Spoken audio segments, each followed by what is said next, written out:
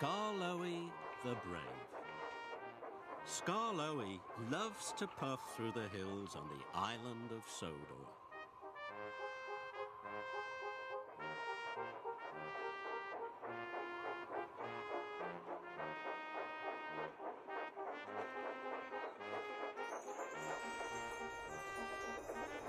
His favorite place is a pretty village high up in the mountains.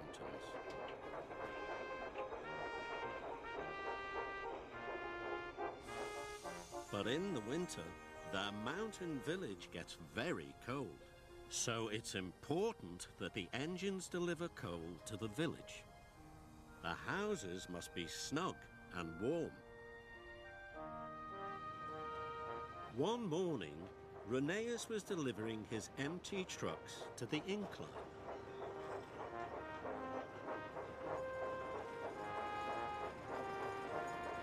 The winch brings empty trucks up the incline and lowers full trucks down to be delivered to the villagers across the island. Rheneas was frightened of the incline. It was very high.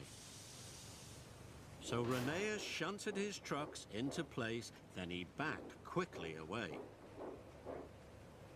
"You are such a scaredy engine," laughed Skarloey. "I'm not scared of anything." Skarloey thought he was the bravest engine in the world. But then the winch's coupling broke. Oh no! Skarloey steamed away as fast as he could. Skarloey raced right past Thomas, who was waiting on the main line. He switched tracks and the trucks rolled past him. But they headed towards Rusty. Rusty hooted loudly to the signalman and changed the points.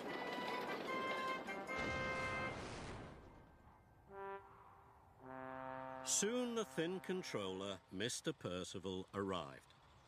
"Well done, Rusty," Mr. Percival said. "You are a really brave engine." "Thank you, sir," said Rusty proudly. But Skarloey wasn't happy. "I want to be the bravest," huffed Skarloey. "I want to show everyone that I'm the bravest engine of all."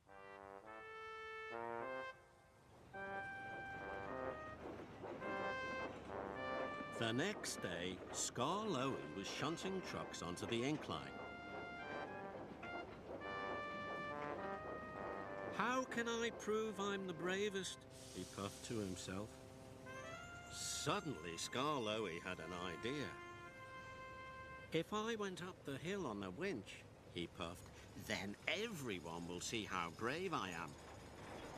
The winch hooked onto Skarloey's truck's coupling. Skarloey was still coupled up, but he didn't tell the workmen. Slowly, Skarloey was pulled up the hill.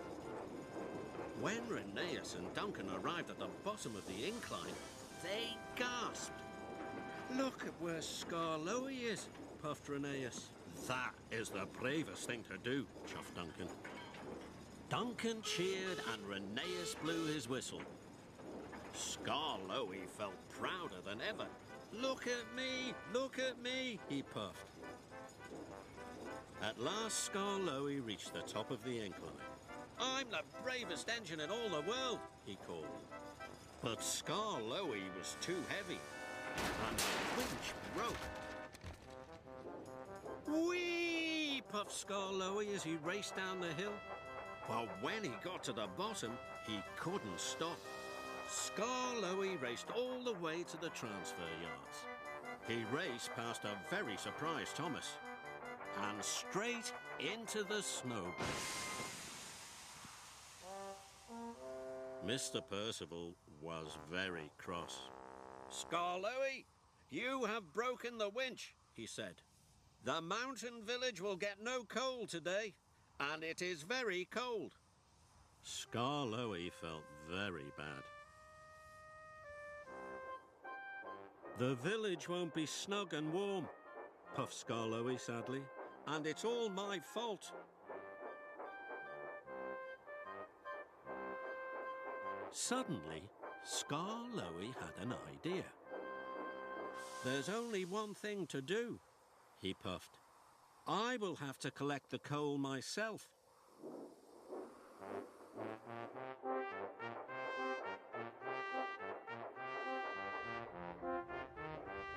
When Skarloey arrived at the top of the incline, Rheneas and Duncan had brought the supplies to repair the winch. "Are you going to take the trucks down the incline without the winch?" asked Duncan excitedly. "That would be really brave," chuffed Rheneas. Skarloey wanted to show Rheneas and Duncan how brave he was. But then he thought of the mountain village. "No," said Skarloey firmly, "I'm going to take the coal to the village."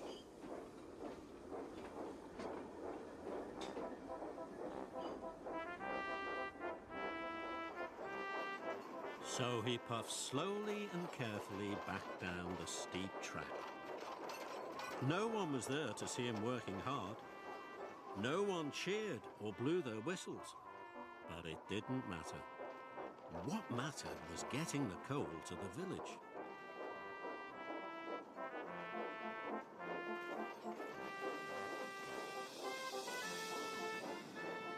It was late when Skarloey arrived at the village station.